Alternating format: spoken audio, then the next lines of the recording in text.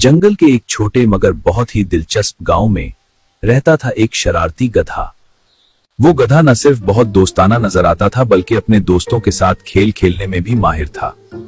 लेकिन इसकी एक आदत थी, एक ऐसी आदत जो जंगल के सब जानवरों के लिए हमेशा हैरानी और कभी कभी परेशानी का सबब बनती है। आज भी जंगल में एक छोटे नाजुक खरगोश की जिंदगी थोड़ी साम में थी।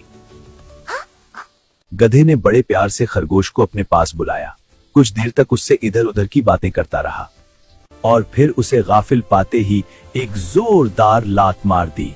बेचारा छोटा सा खरगोश भारी भरकम गधे की जोरदार लात पड़ते ही गेंद की तरह अछलकर दूर जा गिरा। कई पसलियां टूट जाने से वो बुरी तरह तड़पने और करपने लगा। अपनी इस शरारत पर गधा बहुत ही खुश हुआ और जोरदार ठट्ठा लगाता हुआ एक तरफ को चला गया।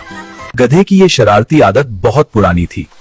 वो खड़े खड़े बुला वजह किसी को भी लात मार देता था।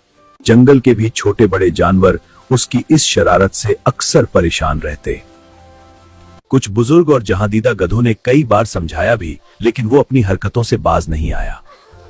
इसी तरह की बातों से वो नसीहत करने वालों को बेवकूफ बनाकर मन ही मन बहुत खुश होता है।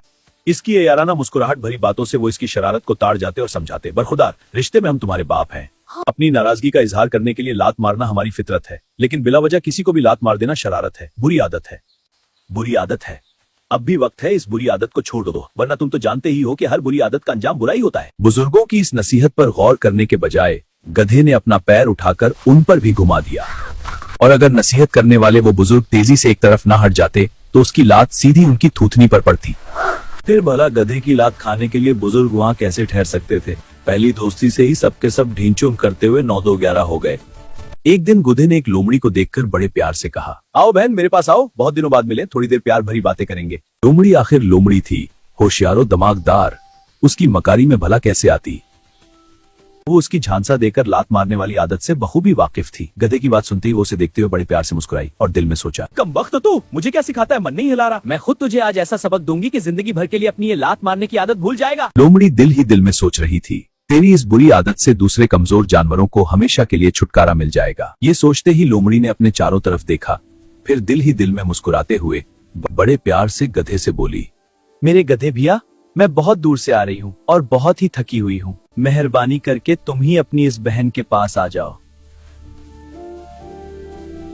इतना कहकर लोमड़ी लड़खड़ाते डगमगाते कदमों से चलकर सहारा लेने के लिए एक बहुत ही बड़े पत्थर से टिक गई। मुझे बहुत कमजोरी महसूस हो रही है।